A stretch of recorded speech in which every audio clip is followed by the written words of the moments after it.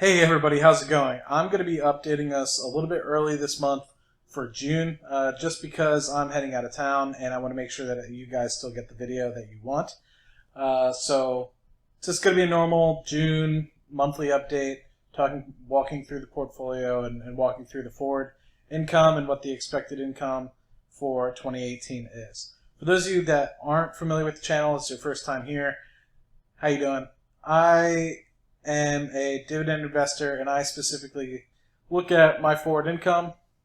I share my goals with everybody and basically walk through it every month or so and talk about what I'm invested in, and yeah, that's relatively it. So feel free to join the channel, subscribe, what have you, post any questions or anything that you have in the comment section down below, and that's really it. So let's just get jumping right into the actual update itself. So obviously what we have on the left is the percentage weight portfolio, the sector weight of the portfolio in terms of percentage, and on the right you see the income of the same.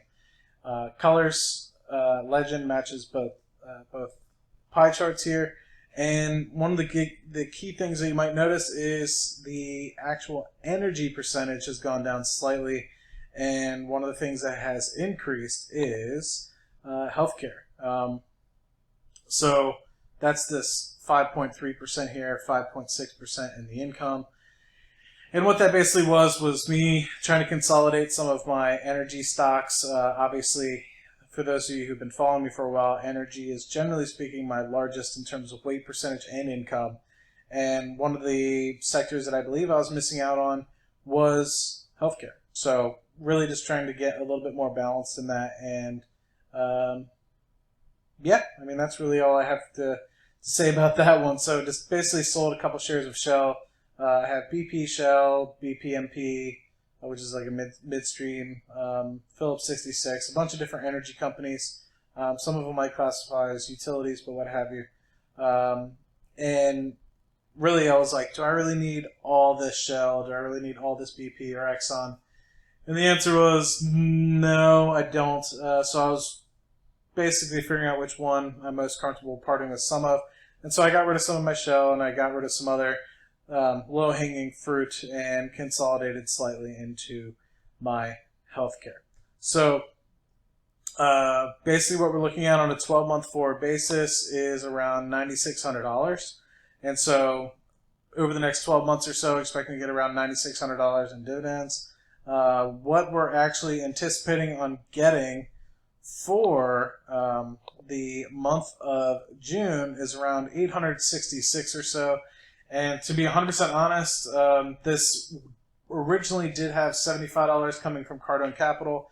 I've since removed that because I've yet to hear back whether or not they are signing off on my investment or not. So I'm just going to wait until next month to start my monthly dividend associated with that. So this was originally in the 900s, close to 925, 930 range. It has dipped since then to about 866. This is an increase, I mess up with this all the time, of about 10% over last year, which isn't the best.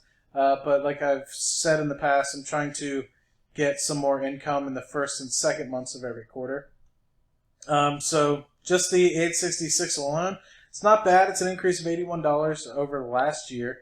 And then if you incorporate the YouTube income, at the moment I'm aiming around $100 or so, but my income over the last couple days, because of you guys coming to the channel, has been a lot better than normal, like $5-6 a day, considering normally I get around $2 a day in YouTube revenue. So I think that's just you guys enjoying the content, and you guys continuing to come back and converse and having a good time on the channel, being part of a community. It's awesome, and the results are really starting to pay off, and really thankful for you guys coming.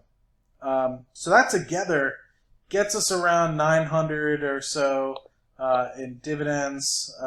Crap, I missed it here. About 960 or so in terms of total dividends.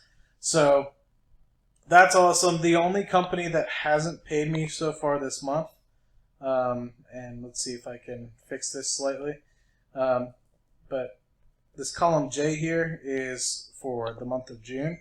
The only company that has yet to pay me this month is Pepsi, and I believe they're going to pay me tomorrow. And unfortunately, tomorrow is when I fly out. So, yeah, not anything too surprising here. Pepsi will probably pay tomorrow, and the only other couple things is some minor cash, 41 cents here, 10 cents here, 89 cents in my savings account. So onesies and twosies, and that's really it. Like I said, I removed my Cardone Capital investment or dividend that I was expecting next month. I'll delay that until next month. Until I get it signed, I'll just either keep removing it or what have you. But in terms of 2018 income, it's looking rather healthy. The goal obviously was about 8,500 or so, and it's looking like we're getting to the 8,600 range or so, which is pretty healthy. And let's look exactly what it is at the moment. Right now, it's looking at about almost close to $8,700, so it's about $175 above what my goal was for the year. But of course, I'll continue to invest in June and July and the rest of the months. So the hope is I'll get it to 9,000 for 2018. But because half the year is already over with, and there's only generally 1 or 2 dividend payments left, depending on when the ex-dividend date is, I might not be able to get to that 9,000. But like I said, the goal for the year, going back to my yearly graphic, was around $8,500, and it looks like I will be exceeding that. That's this black line here. For those of you who don't know and are new to the channel, the goal next year for 2020 is to get this to 12,000, and by this to 12,000, I mean the green bar to 12,000. I don't want to count my YouTube income in terms of what my goals are. So when you see that with this almost $1,000 worth of YouTube income for the year, it's close to $10,000 in total income for the entirety of the year. I don't want to count that. All I'm counting is this green and hoping that I get basically $1,000 a month strictly from dividend income from the portfolio. And that is strictly counting just my individual brokerage account and my IRA and some of my other smaller accounts. That is not including about 1/3 of the portfolio, which is in my 401k.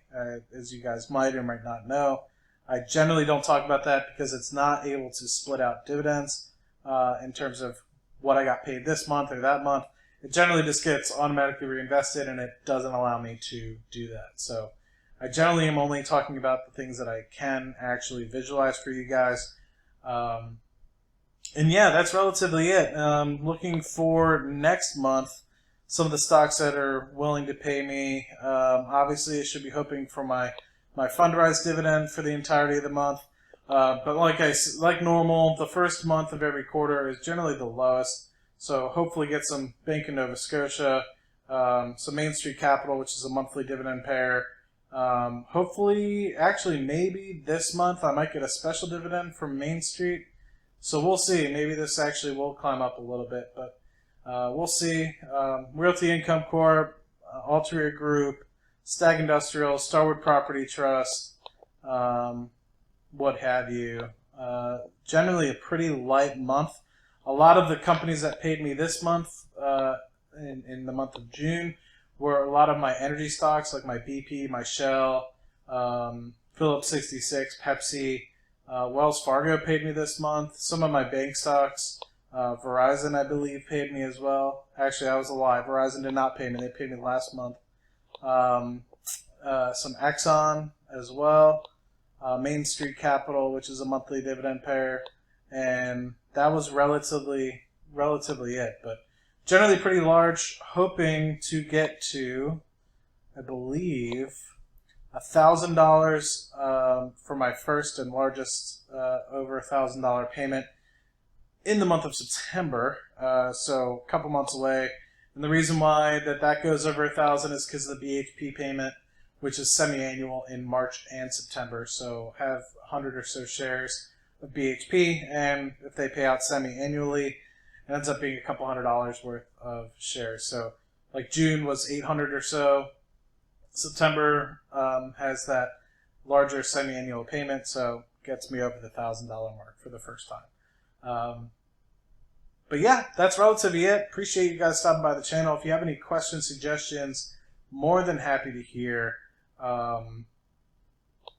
Progress so far, pretty good. I was really hoping to get into the 900s, almost break 1,000 after I got some of the YouTube income, but hey, slow and steady wins the race. I can't be too upset because I believe I'm doing pretty well for where I'm at so far, but I can't get too happy at the moment. Continue to invest is the second half of the equation. The first half was starting in the first place. So thanks, guys. I will talk to you soon. Have a great weekend.